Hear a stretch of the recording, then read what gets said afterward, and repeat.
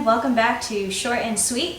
Today I'm making another classic dessert, a brownie. So I know everyone has really loved those chocolate chip cookies. I know a lot of your kids loved them, so I decided to do something again with chocolate and something that you can do that's easy, quick, and fun with your children. So we are just going to make today a classic brownie. In a later episode, I'll actually do more of an adult brownie with espresso. And then I'll also show you guys how to do a blondie, which is with white chocolate and some delicious raspberries, which are my all-time favorite brownies. So today I have a couple of ingredients. I have 9 tablespoons of butter. I have super fine sugar, and this is really easy to buy at any grocery store. If for whatever reason you cannot find it, all you have to do is take regular sugar, put it in your food processor for about like 30 seconds, and then you get super fine sugar. If you still don't have a food processor or just really can't find it, again, that's no problem. The only reason it asks for super fine sugar is just so you don't feel like the little granules in your brownie. So all you have to do is just mix it a little bit more, and that way you just make sure that that sugar sort of melts in your brownie. So if you don't have super fine sugar, it's totally okay, but it just makes it a little bit easier and a little quicker to make these brownies. The other things we have are, we have a couple of eggs, we have some vanilla extract, we have cocoa powder, melted chocolate, and this you can either do over a double broiler or you can just simply do it in the microwave in 15-20 second intervals to make sure it doesn't burn. Then we have all-purpose flour, a cup of pecans. Now the pecans are optional if you're allergic.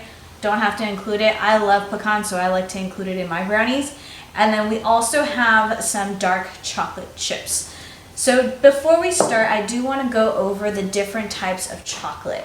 So a good chocolate to start off with is the Ghirardelli bars.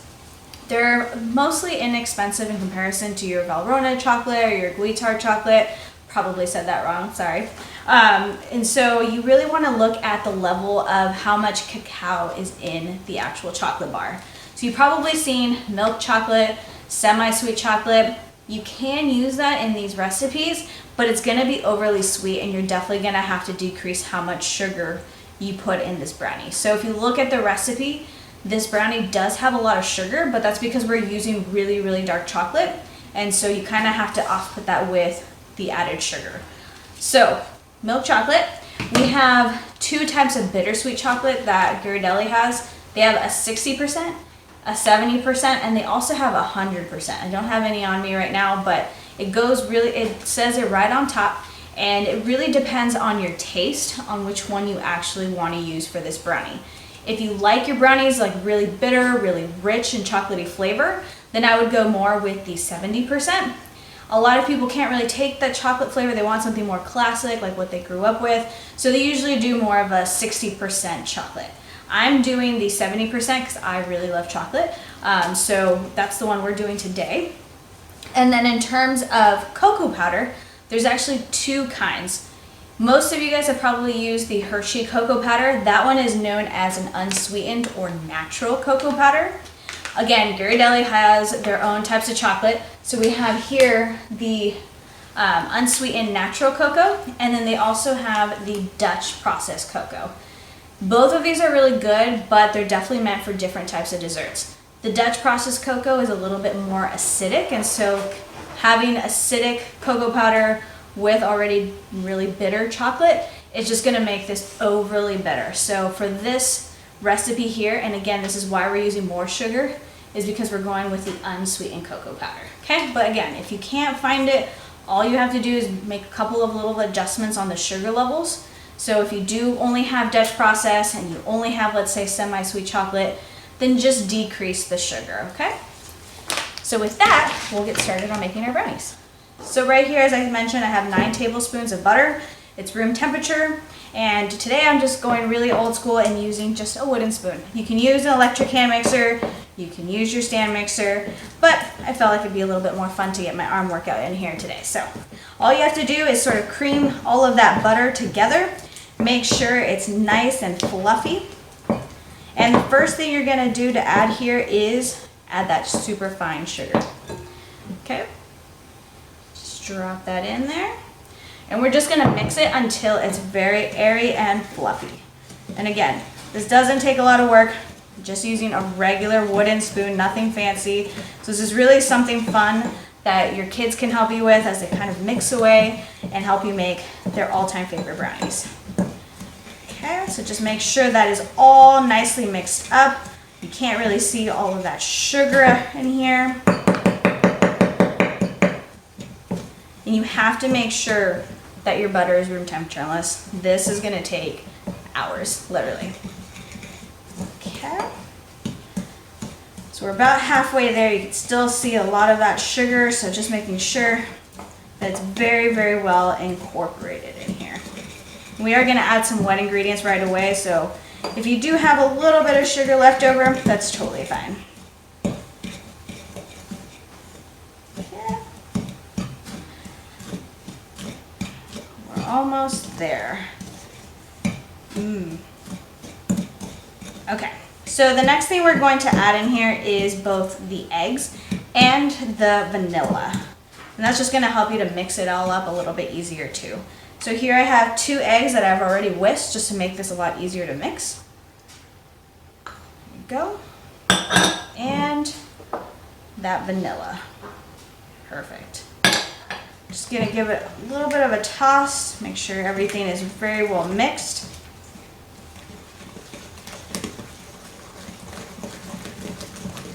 I swear butter and sugar smells so good.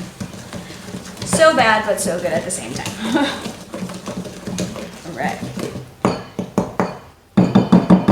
Make sure you get everything off of that spoon.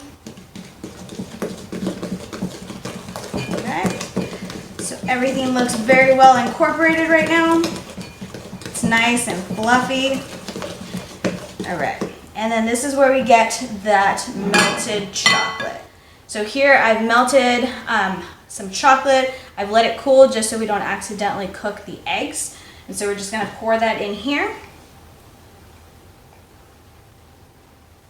And as I mentioned, I use the 70% because I love the more rich chocolatey flavor.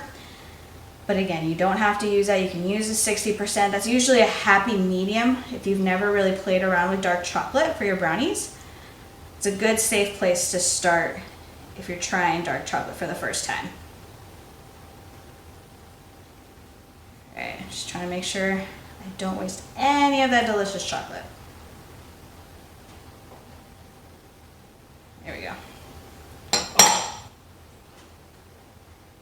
Beautiful. Okay, give it a quick stir again.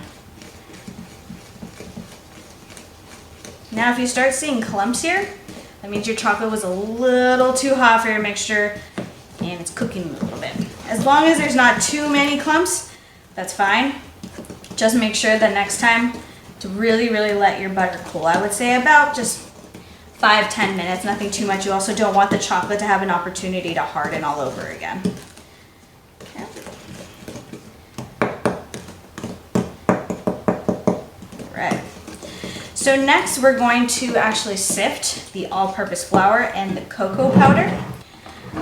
I don't have a tiny sifter, so I like to just combine them in a separate bowl, put them together, and then just whisk it.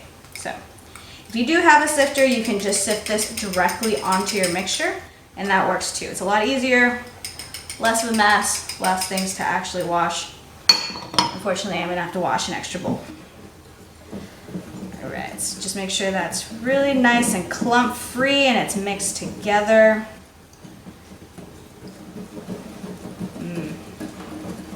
Just chocolate on chocolate, it smells so good.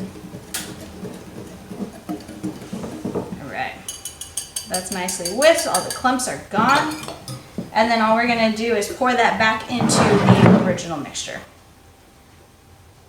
Perfect. Okay. Just make sure to mix it in slowly because we don't want this to just go up in your face. I know that's something I've definitely done a couple of times in the past, so try to be extra careful now. Although it is a fun story. All right. So we already have 2 different types of chocolate in here. So you saw I still have the chocolate chips. And again, Those are optional too, but I mean, if we're gonna make brownies, we might as well make them decadent, right? Just add that extra chocolate. All right, almost there. And this dough is really thick, so if you're having a little bit of trouble mixing it, that means you have a good dough. It's not supposed to be really thin like a cake dough or like a pound cake dough or anything like that. This is supposed to be fudgy, so it's definitely gonna be a little bit more thick than most of your other recipes that you've probably done in the past. All right, so it looks like it's pretty well incorporated. Perfect. Okay, then here we're going to add the optional 1 cup of pecans, and these are chopped. You can toast them before. Again, that's just adding another layer of bitterness, so I like to keep them raw. Just throw those in there. And then the last ingredient are these dark chocolate chips. So again, you have to make sure that it's not a semi-sweet chocolate chip, so it's not the ones that go into your pancakes on the weekend. These are very special. Again, you can find them as Ghirardelli, you can find it in other brands, and it just has to say dark chocolate on there, okay? So throw those in there as well. Move this aside. Then I'm actually gonna switch to my spatula since we're gonna have to use it to pour the batter in anyways into our pan. That way I just get off everything from that wooden spoon. Perfect. Then just give this a really quick stir. Make sure that there is chocolate chips and pecans in every single bite. Okay. We're almost there. So this is a really, really, really quick dessert.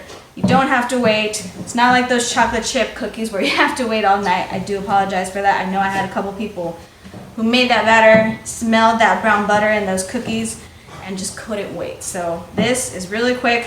Takes 10-15 minutes tops to mix it all together, and then you just pop it into the oven for a little bit and it's done. So it's the best quick dessert ever to make if you're ever in the mood for chocolate. All right. So the next thing is we're gonna put this in an 8 by 10 pan. I know that this doesn't look like an 8 by 10. This is actually a 9 by 9. I cannot find my 8 by 10, and I can't go buy one because of the quarantine. So I'm using the 9 by 9. It's totally fine. I'm just gonna have to leave it in the oven a little bit longer than usual, but the best size is 8 by 10. So that way they're still a little bit cooked and a little fudgy. This will still work the same way. It's just, it'll take a little bit longer than usual. And I've just lined it with a parchment paper to make sure that when they're done, I can easily take it out, especially if you like having them warm. This will let you take them out when they're still really fudgy. Cut it, and that way add like a nice cold scoop of ice cream. So I'm just gonna pour this in here. Again, it's really, really thick, so we're really using our arm muscles here. All right. So if you are making this with your kids, they're gonna need a little bit of help. Kind of wish I had a little bit of help myself. This is really heavy, really, really thick. All right. Almost got it all out. There we go. Then we're just gonna smooth the top, make sure it's really even, and get it to all of the pan. That way it cooks all nice and even. All right.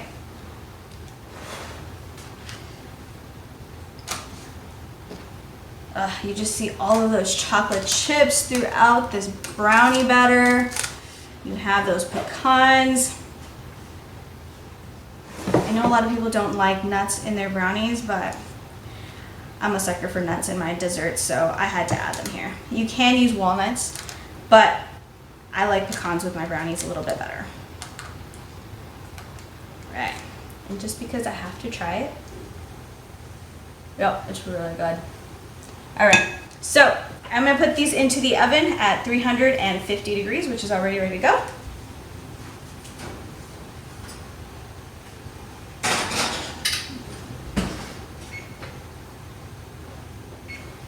Right.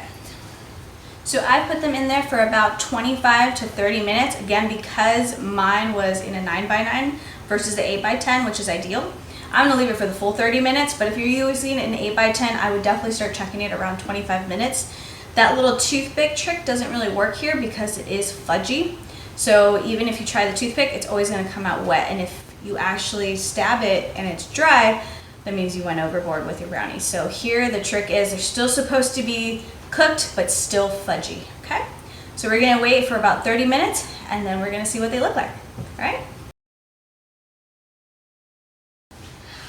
All right, everyone, so it's been about 30 minutes and the brownies are out of the oven. They smell amazing, and now we're just gonna take them out, cut them, and dig in. So, again, with this parchment paper, it makes it so much easier. You just get to pull it out, and bam, all done. Super, super fast.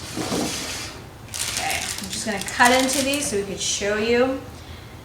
Because this is a 9 by 9, we're probably not gonna get as many brownies as if you did it in the 8 by 10, but I'm just gonna cut these slowly because they're still really warm and fudgy. Woo. They're super fudgy, actually. Woo. All right, let me show you what that one looks like. Oh, so gorgeous. So you can still see it's nice and cakey, but it's also really fudgy, and you can see all of the chocolate chips in there and the pecans. So I'm gonna serve myself this in a bowl, add a little bit of vanilla ice cream, and yeah, so if you guys have any questions on this brownie recipe, let me know in the comments section. Again, in the future, we are gonna make some more adult version brownies with espresso and Kirsch cherries. So a lot different than your traditional brownie, but we are gonna start with this traditional brownie because it's just so good and we have to start somewhere. So hope you guys enjoy these brownies, and I'll see you next time.